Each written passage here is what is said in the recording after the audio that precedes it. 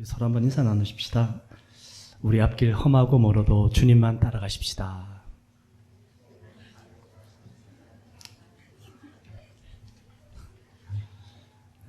네, 할렐루야. 네, 여러분 이렇게 밝게 웃으시니까 너무 좋네요.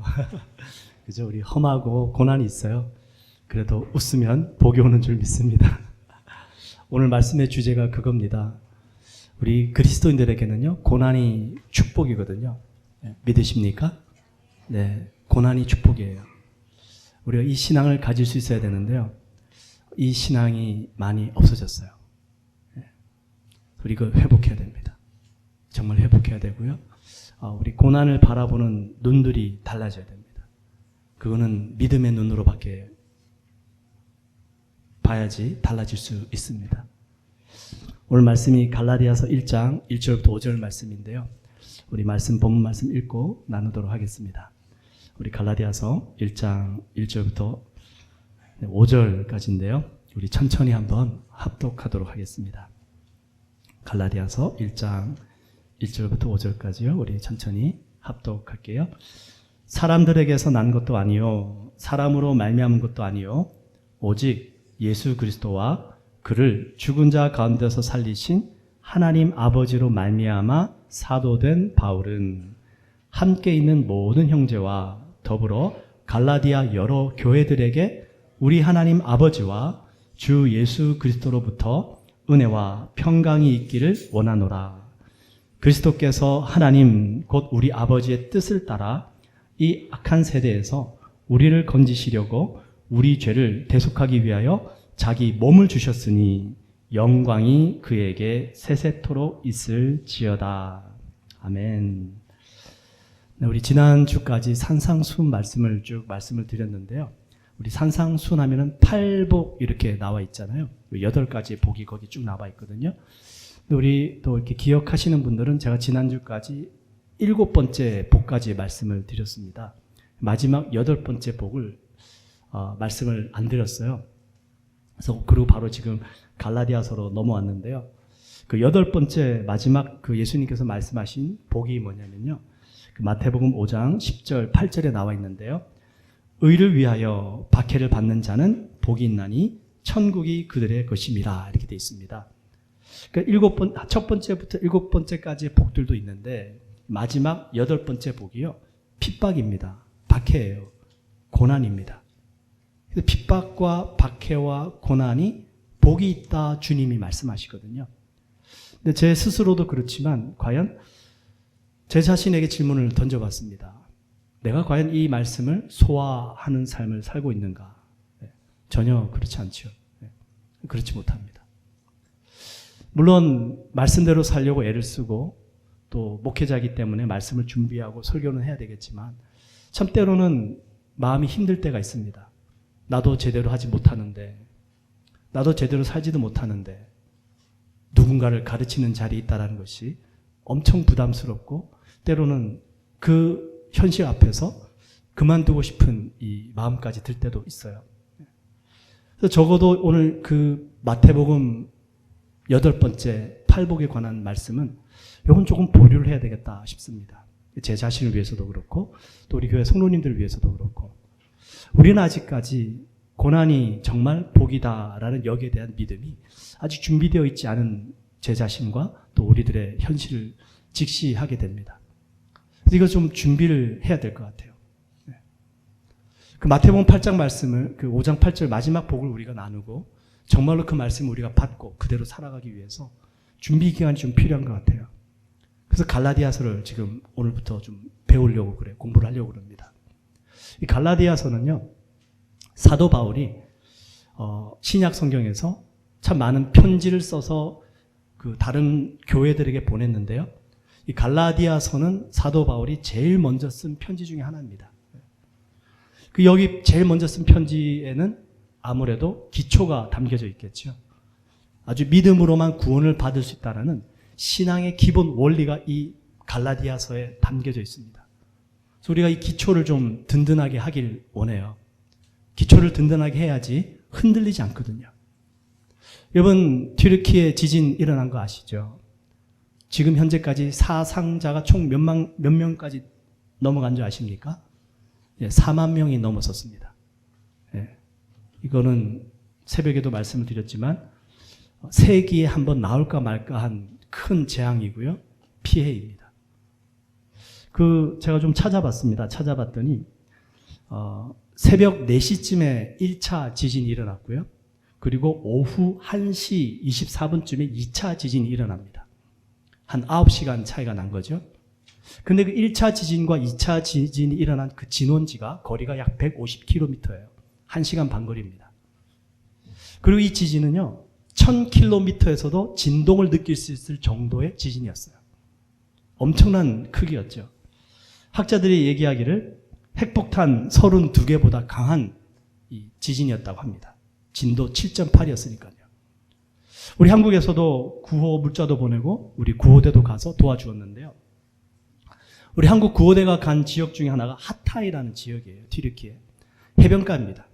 그 하타이라는 지역은 진원 1과 진원 2에서 약 150km, 한 200km 정도 떨어진 곳입니다. 2-3시간 안에 갈 수 있는 거리예요. 건물 수천 개가 무너졌어요. 엄청난 많은 사람들이 삶의 터전을 잃어버리고 가족을 잃어버리고 아직도 복구가 안 돼 있습니다. 그곳이 하타이 주라는 곳이에요. 그 하타이 주에서 북쪽으로 해안선을 따라서 100km만 올라가면 에르진이라는 곳이 나오는데요. 그 도시는요, 건물이 하나도 무너지질 않았어요. 너무 신기하죠. 우리 뉴스 보신 분들이 계신지 모르겠는데 그 에르진시에 있는 시장이 건물을 세울 때 건물 규정에 맞지 않으면 허가를 안 내준 거예요. 그러니까 모든 그 도시에 있는 건물, 그 도시는 작은 도시입니다. 인구도 많지도 않아요. 그 도시에 사는 모든 사람들이 건축을 해야 되는데 시장이 법적으로 허가를 내주지 않으니까 건물을 못 짓는 겁니다. 지으려면 법대로 규정대로만 지어야 되는 거예요. 이 시장이 지진 후에 인터뷰를 했습니다. 자기 일가 친척들, 지인들이 와가지고 청탁을 하는 거예요. 좀 허가 좀 내달라고.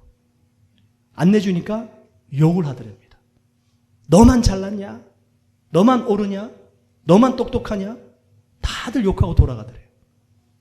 융통성이 없다. 형편없다. 근데 이 시장은 끝까지 타협하지 않고 규정대로 법대로 건물을 짓도록 한 거죠. 결과가 어떻게 됐습니까? 그 진원지에서 이 하타이보다도 사실 어떻게 보면 좀 더 가까운 지역이거든요. 건물이 하나도 무너지지 않았어요. 기적이 일어났습니다. 어떻게 보면 기적이라고 말하기에는 좀 그렇지만 법대로 하니까 된 거죠. 네. 제가 그 뉴스를 보면서 제 자신을 한번 돌아봤어요. 나는 어떤 모습의 리더인가? 나는 우리 성도님들이 목사님 이거 뭐 괜찮냐? 타협하고 봐주는 목회자인가? 아니면 법대로 하는 목회자인가? 여러분, 이 시장이 만약에 이랬다면 어땠을까요? 다른 사람들 대충 뇌물 받고 그냥 봐주면서 허락해줘요. 그래서 뭐 욕도 안 먹고 건물 지으세요. 하지만 자기가 사는 집은 규정대로 지었어요. 그래서 지진이 났을 때 다른 주변에 있는 건물들은 다 무너졌는데 자기 집은 안 무너졌어요. 네, 그 도시 사람들이 어떻게 느낄까요? 만약에 여러분 제가 그런 리더라면 어떨까요? 제 자신에게는 철저한데 여러분들에게는 눈치 봐주고 타협하고 그냥 허용해주고. 그렇게 되면은 만약에 극단적으로 봤을 때 저는 구원을 받겠지만 저를 따라왔던 사람들은 구원을 못 받게 된다면 얼마나 큰 낭패입니까? 그런 일이 있어서는 안 되겠죠. 또 반대로까지 아니라 여러 가지 경우들이 있겠죠. 내 자신과 나도 타협하고 또 여러분들도 타협하고 나도 구원 못 받고 우리 다 같이 구원 못 받고 그런 일이 있어서는 절대로 안 되겠죠. 저도 하나님 앞에서 바로 서야 될 것이고 정말 저와 함께 신앙생활하는 모든 분들이 우리가 하나님 나라에서 다 같이 만나야 되지 않겠습니까? 그러니까 저희들이 기초라는 것이에요. 기초가 튼튼하고 우리의 파운데이션이 튼튼하면 바람이 불고 비가 오고 창수가 나고 지진이 나도 흔들리지 않을 수 있는데 이 기초가 튼튼하지 않은 거예요. 자꾸 흔들립니다. 요동칩니다. 그 그리스도인들에게 있어서 기초란 뭔가? 바로 구원이라는 것이에요. 구원. 여러분, 구원은 초자연적인 현상이라는 사실 아십니까? 구원은 초자연적인 현상이에요. 구원은 자연적인 현상이 아닙니다. 영생이 자연적인 건가요? 아닙니다. 영생은 자연적인 것이 아니에요. 자연적인 것은요, 모든 것들이 시간이 지나면서 쇠퇴해 가는 것이 자연 현상입니다. 근데 영생은요, 늙지 않는 거예요. 죽지 않는 겁니다. 이건 자연을 거스르는 거죠. 초자연적인 현상입니다. 여러분들 구원을 믿으시잖아요. 나는 영생을 받았다고 우리는 믿잖아요. 영원한 세계가 있고 하나님의 나라가 있다는 우리 믿잖아요. 그럼 우리는 초자연적인 세계를 믿는 사람들입니다. 그 초자연적인 세계를 믿는 저희들이 이 세상, 현실 세계 속에 있는 문제 때문에 두려워하고 고민하고 있어요. 그건 전부 자연 세계거든요. 모순이죠.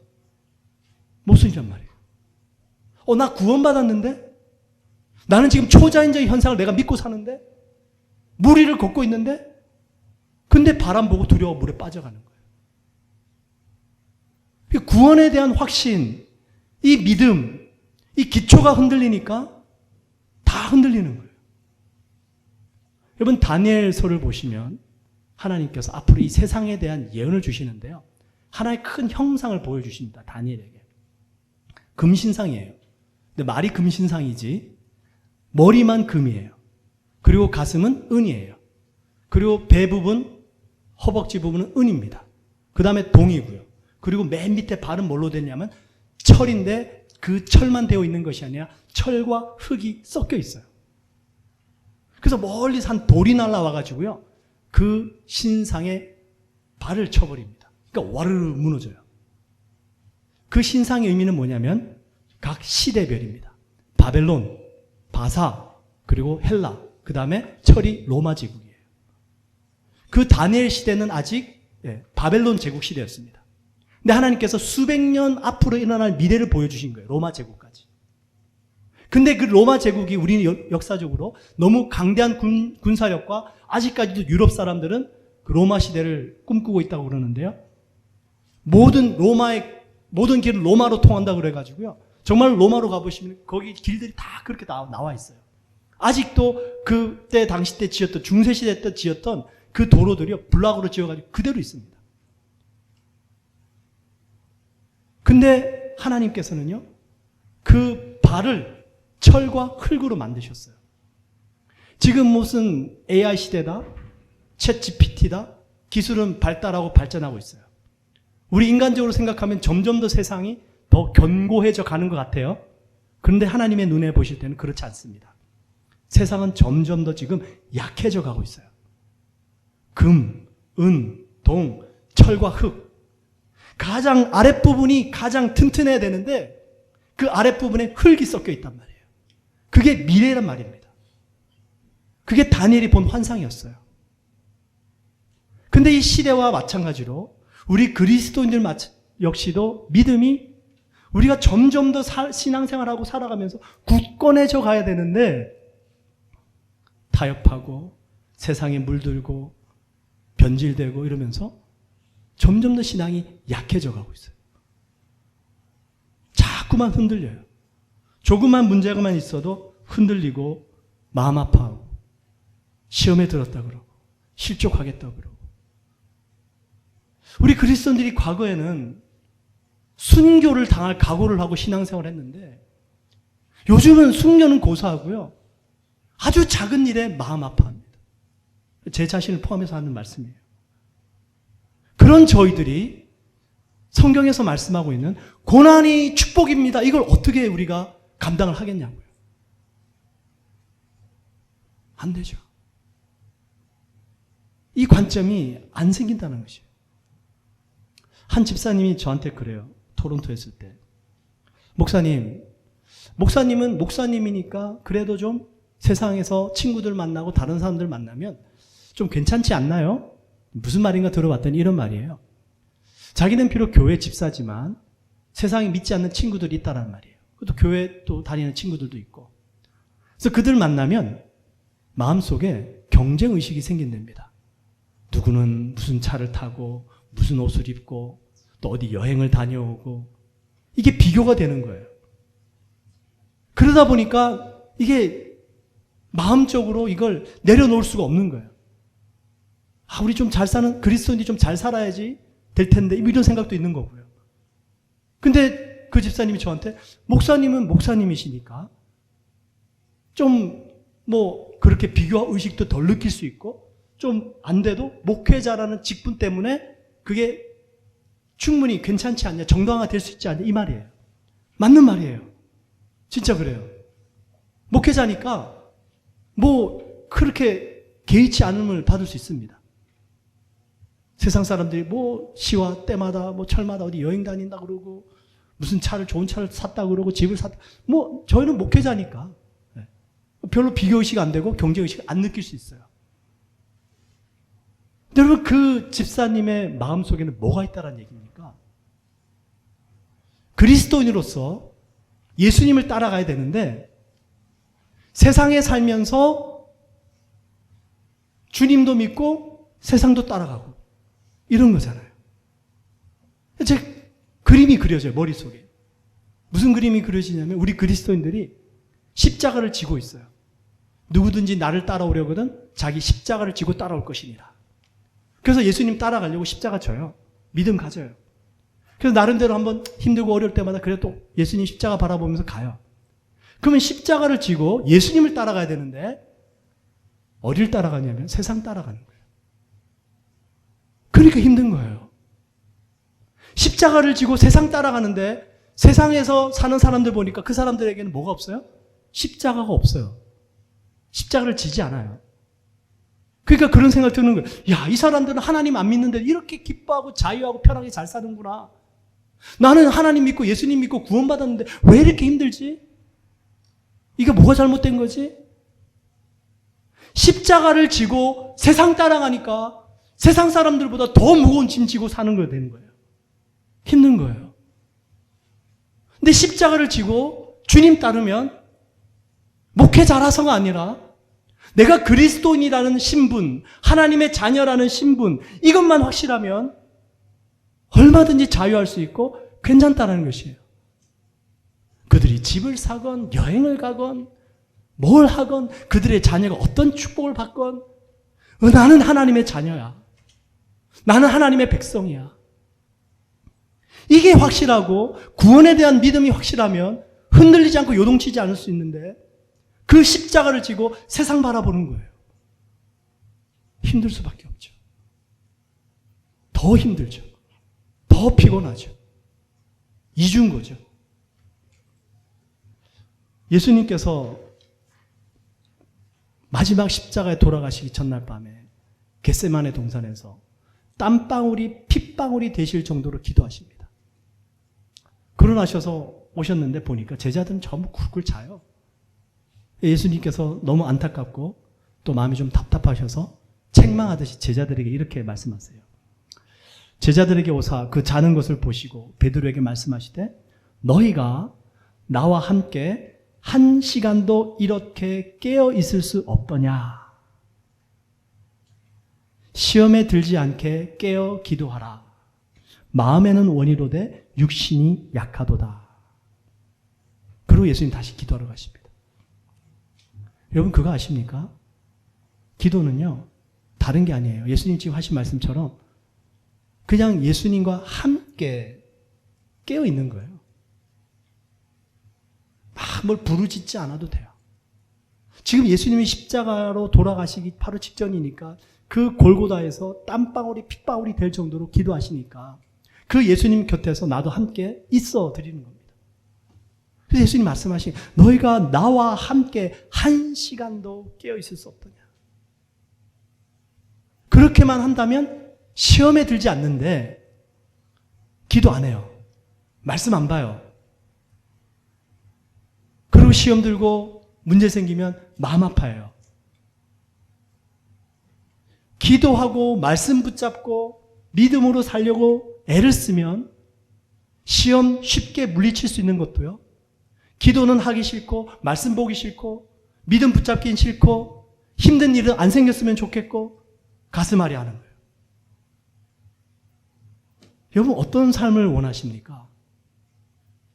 1시간 기도하고 시험을 이기며 살고 싶으십니까? 아니면 기도하지 않고 그냥 시험 속에서 전전긍긍하면서 흔들리면서 살고 싶으세요? 삶의 질이 달라집니다. 예수님이 말씀하시는 거예요. 나와 함께 1시간도 깨어 있을 수 없더냐. 어떤 시험은요, 정말로 작심하고요, 딱 5분 하나님 앞에 무릎 꿇고 기도하면요, 내 생각 속에, 내 마음 속에 들어와 있는 그 공격들이 떠나갑니다.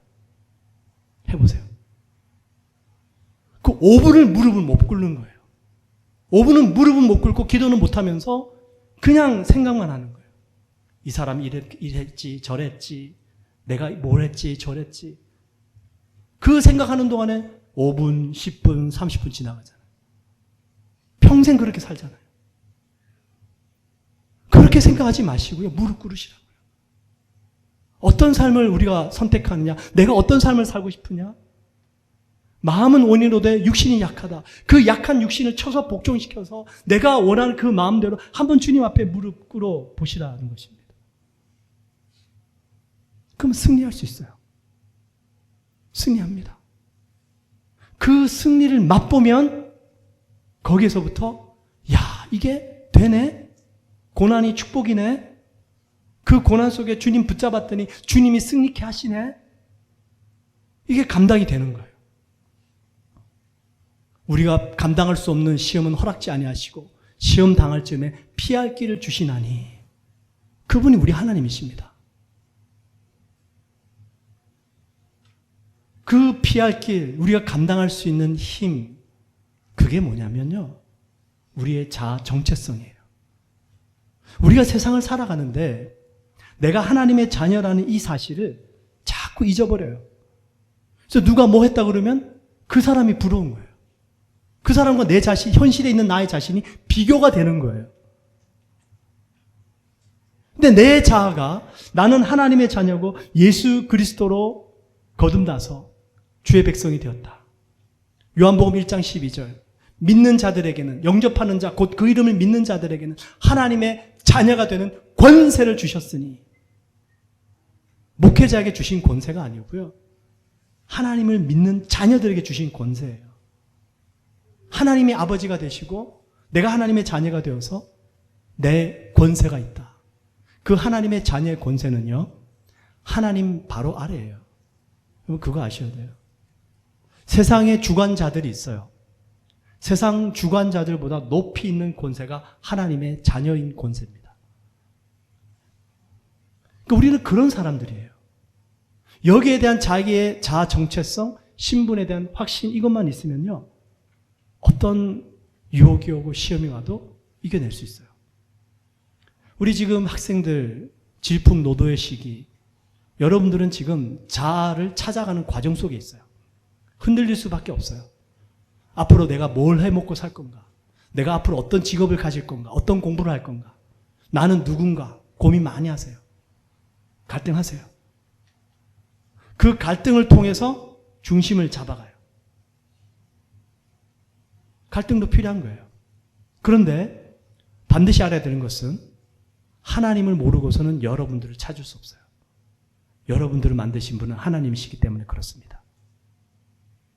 나를 지으신 분이 나를 제일 잘 아시는 거예요. 그래서 창조주 안에서 나를 발견해야 돼요. 우리 추상화 그림 보셨습니까? 추상화 그림 보면 이해가 안 되죠. 일반 사람들은 이해하기 어렵습니다. 그 추상화를 이해하기 위해서는 그 그림을 그린 사람에게 물어봐야 돼요. 작가에게 당신은 이 그림을 무슨 생각을 하면서 이런 그림을 그렸습니까? 그러면 작가가 얘기하겠죠. 아, 이 추상화는 이런 의미가 있습니다. 아, 그렇군요. 우리 인생이 전부 추상화예요. 불확실합니다. 앞날이 보이질 않아요. 누구에게 물어봐야 될까요? 빌 게이츠요? 워렌 버핏이요? 앨런 머스크요? 아니요. 하나님. 예수님. 나를 지으신 분. 그래야지 나를 발견하게 돼요. 오늘 갈라디아서 1장 1절 말씀 한번 보십시오. 이렇게 바울이 얘기를 합니다. 사람들에게서 난 것도 아니요 사람으로 말미암은 것도 아니요 오직 예수 그리스도와 그를 죽은 자 가운데서 살리신 하나님 아버지로 말미암아 사도된 바울은 누구 때문에요? 하나님 아버지 때문에 사도가 된 바울은. 여기 1절 앞부분에 보시면 사람들에게서 난 것도 아니래요. 그리고 또 반복합니다. 사람으로 말미암은 것도 아니래요. 여러분 이게 무슨 뜻일까요? 사람들에게서 난 것이 아니고 사람으로 말미암은 것도 아니래요. 왜 두 번씩 바울이 이렇게 반복하고 있을까요? 첫 번째 사람들에게서 난 것이 있습니다. 이게 뭘까요? 컨디션이에요. 프로파일이에요. 세상 사람들은 조건 딱 세워놓죠. 이런 직장이 있습니다. 이런 직업 가지기 원하세요? 당신의 자격 조건을 가져오세요. 그게 사람들에게서 난 것이에요. 우리 거기에 다 맞추려고 살고 있잖아요. 그 다음에 사람으로 말미암은 것, 이건 뭐냐면요. 사람들이 인정해 주는, 야, 저 사람 대단하다. 저 사람 훌륭하다. 그래서 사람들이 나를 인정해 주면 내가 좀 괜찮은 사람 같고, 사람들이 인정해 주지 않으면 나는 좀 못 사는 사람 같고. 근데 바울이 지금 두 가지를 정확하게 얘기하고 있어요. 세상에 자격 조건이 없어도, 사람들이 인정해 주지 않아도 나의 나 된 것은 하나님으로부터 말미암았습니다. 그 얘기를 하는 거예요. 이게 얼마나 중요한 줄 아십니까? 사도 바울은요, 사도권을 인정받지 못했습니다. 사람들에게. 예수님의 12명의 사도들이 있었죠. 베드로, 야고보, 요한, 이런 쭉 이런 사도들이 있었는데요. 사도 되는 조건이 있었어요. 세 가지입니다. 그 사도들을 보면 예수님께서 직접 찾아가셔서 그들을 부르셨어요. 너 나를 따라와. 어부 잡는 베드로, 야고보, 요한 다 그 생애 현장소에서 부르죠. 예수님께서 부르시니까 그들이 전부 자기의 생업 버리고, 배도 버리고, 아버지 버리고, 가족 버리고 따라간 거예요. 첫 번째 자격 조건이에요. 예수님이 직접 부르셔야 됐습니다. 두 번째 자격 조건이 있어요. 예수님과 함께 3년 반 동안 동고동락하는 생활을 했었어야 됐어요. 그래서 전부 이 제자들은 예수님 따라다니면서 생활했거든요. 세 번째 마지막 조건이 있는데 그게 뭐냐면 부활하신 예수님을 목격했었어야 됐습니다. 예수님께서 부활하신 다음에 제자들에게 나타나시거든요. 그래서 이 베드로가 가룟 유다가 죽잖아요. 예수님 배신하고 자살해서 죽는데 그 가룟 유다의 자리를 다시 누군가를 대체를 해야 되는데 그 가룟 유다의 자리를 대체하기 위해서 베드로가 오순절날 성령 받고 뭐라고 얘기를 하냐면요. 우리 중에 우리와 함께 예수님을 따라다니면서 이 부활을 전파할 수 있는 사람을 다시 뽑자 그래요. 그래서 뽑은 사람이 마띠아를 뽑습니다. 사도가 돼요. 근데 사도 바울 같은 경우는요. 예수님이 살아계시는 동안에 따라다니지도 않았고 예수님이 바울을 직접 부르지도 않았고 그리고 더더군다나 부활하신 예수님께서 바울 앞에 나타나지도 않으셨어요. 그러니까 이 당시 때 있던 사람들이 특별히 유대인들이 사도 바울이 바리새인이었거든요. 유대교를 믿던 사람이었습니다.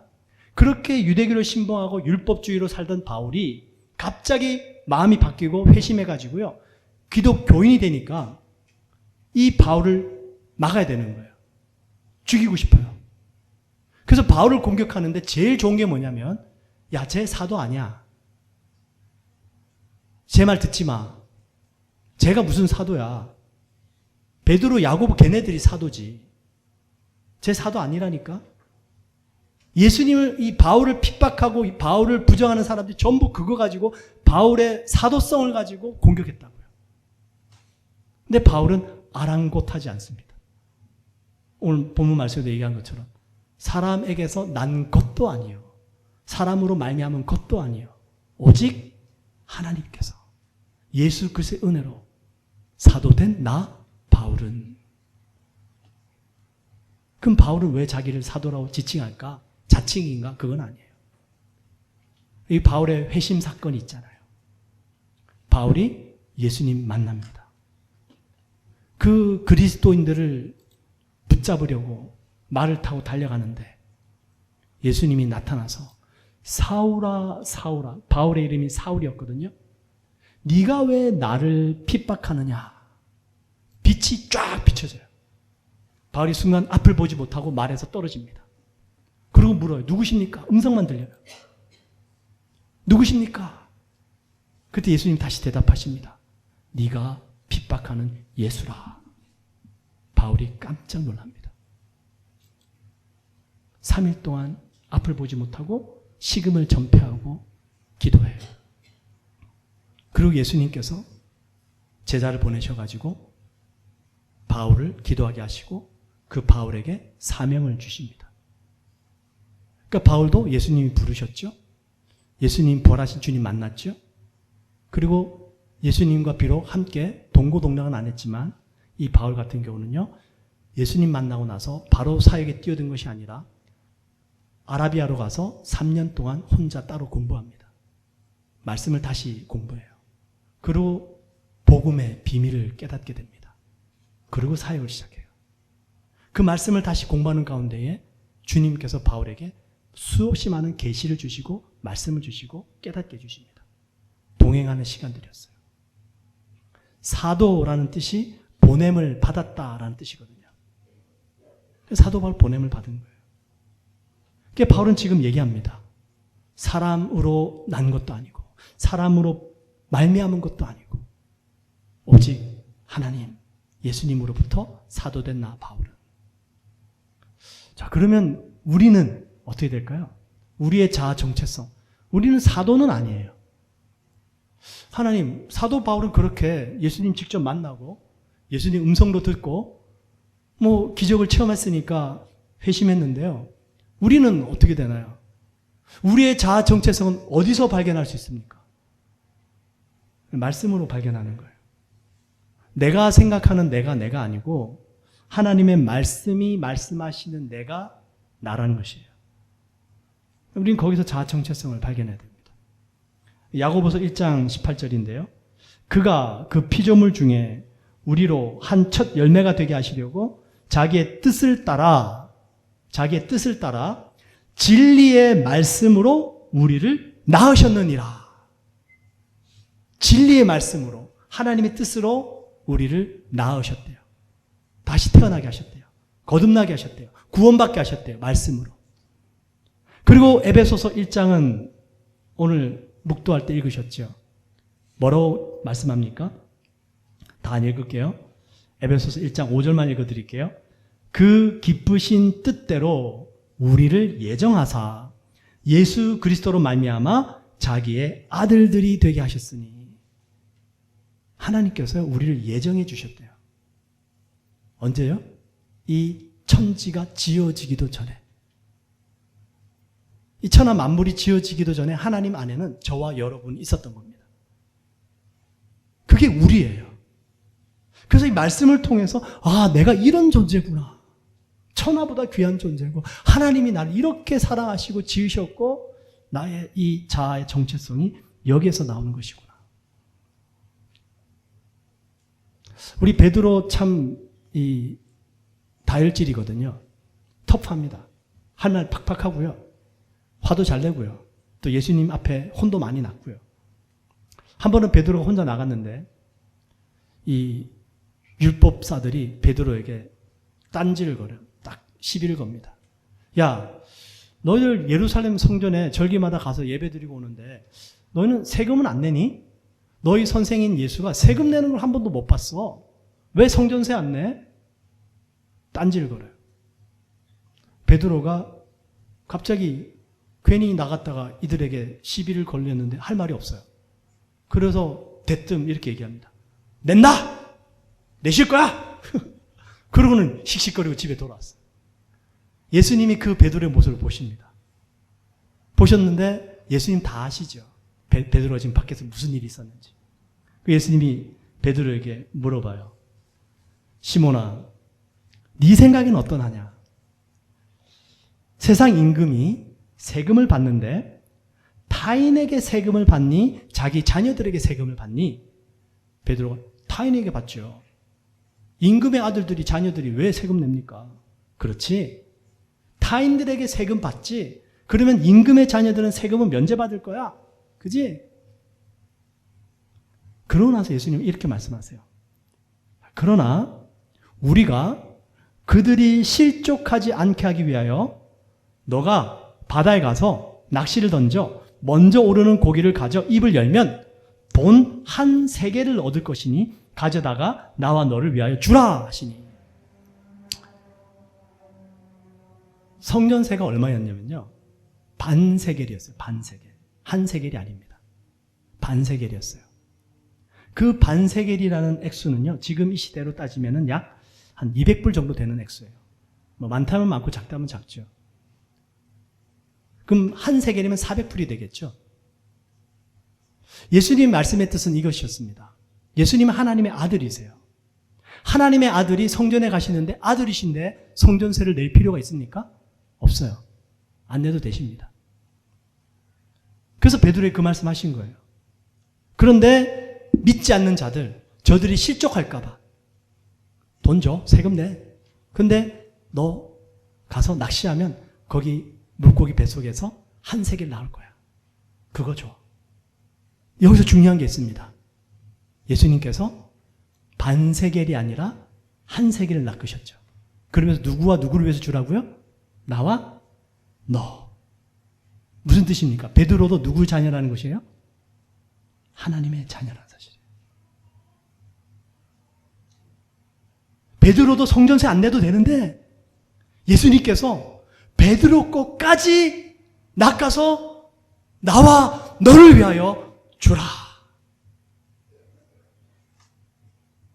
이분이 우리 주님이십니다. 여러분도 하나님의 자녀예요. 한국에 작년에 아버님 병원이 위독하셔서 가셨다가 갑자기 돌아가시는 바람에 장례까지 잘 치르고 왔는데요. 한국 장례 문화가 여기랑 많이 다르더라고요. 저는 여기서는 제가 장례 집도도 한 두세 번 해봤고요. 뭐 장례식도 많이 참석을 해봐서 아는데 한국은 제가 이렇게 일찍 떠나왔기 때문에 한국 장례 문화는 알고는 있었지만 뭐 한 번도 제 스스로가 상주가 되어보지 못했었거든요. 참 많이 다르더라고요. 좀 많이 이렇게 좀 충격받은 사건들도 좀 있었습니다. 그 중에 하나가 저희 아버님도 해외 생활을 많이 하셔가지고 친구분이 없으시고 뭐 가족들도 연락이 끊긴 지 오래, 친척들도 연락이 끊긴 지 오래됐고 저 역시도 여기 생활한 지 25년, 26년 되다 보니까 뭐 이렇게 조문객이 없죠. 몇 명 없습니다. 그러다 보니까 이 관을 들 사람이 좀 없었어요. 관이 아무래도 뭐 한 6명, 8명 붙어서 들게 되는데 그 장례식 절차하는 사람들이요. 그 아버님 관을 들고 이 관이 있는 장소에서 차로까지 이렇게 옮겨야 됩니다. 그 거리가 10m도 아니고 5m도 아니고요. 그 아래층 그 시체를 안치해두는 그 장소에서 그게 이렇게 경사길이에요. 정말 길어야 3m나 되나요? 5m 되나요? 그거 이렇게 옮겨가지고 차에다 싣습니다. 저한테 한 분이 와가지고 식사값을 요구하더라고요. 그리고 이제 화장터에 도착을 했는데 화장터에서도 차에서 그 화장터에 옮겨가는 그 밑에 수레 같은 게 있죠. 바퀴 달린 수레. 그 차에서부터 화장터용 수레 바퀴에 옮겨 싣는데 거기에도 한 6명, 8명 붙어야 됩니다. 옮기는 거예요. 옮기고 나서 식사값을 요구하더라고요. 좀 황당했죠. 네. 그리고 이분들이 하여튼 뭐 여러 가지 하여튼 돈에 아주 민감했어요. 그러면서 이제 마지막 아버님을 이제 보내는데도요. 저한테 와가지고 울지 말라고 그러더라고요. 유가족들에게 관을 이렇게 덮어야 되는데 아버님 마지막 얼굴 보는 장소예요. 이제 관 덮으면 바로 이제 들어가는데 울지 말래요. 이유는 설명 안 해요. 여러분, 이 나라는 적어도 그러진 않습니다. 유가족들 충분히 슬퍼하고 시간 다 보내고. 근데 돈은 돈대로 요구해요. 제가 혼자 생각했습니다. 아, 유가족들이 울면 시간 끌리니까. 울고 짜고 하면 본인들 빨리 대충 끝내고 또 자기들 하고 싶은 게 있으니까. 제 생각은 그러지 않았을까 그래요.